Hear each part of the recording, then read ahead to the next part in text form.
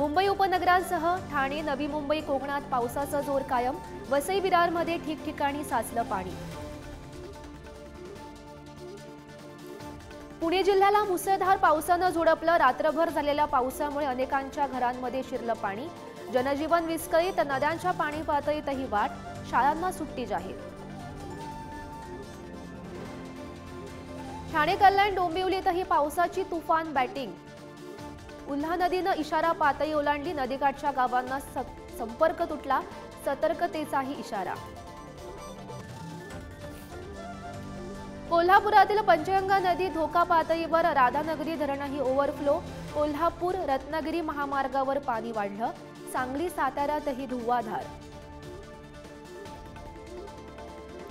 अजित पवारांची राष्ट्रवादी राज्यात 80 ते 90 जागा लढण्यासाठी आग्रही।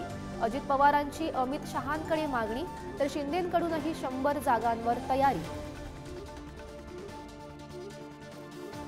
विधानसभेच्या तयारीसाठी मनसेचा हॉटेल रंगशारदामध्ये मेळावा। राज ठाकरे कार्यकर्त्यांना विधानसभेबाबत मार्गदर्शन करणार।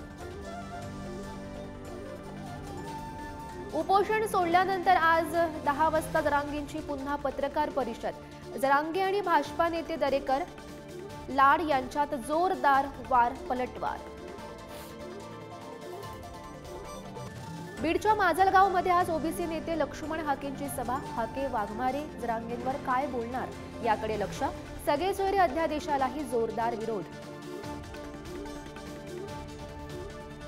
रविकांत तुपकरांची संघटना राज्यात 25 जागा लढणार। राजू शेट्टींनी शरद जोशींच्या पाठीत खंजीर खुपसला नाही का, तुपकर यांचा सवाल।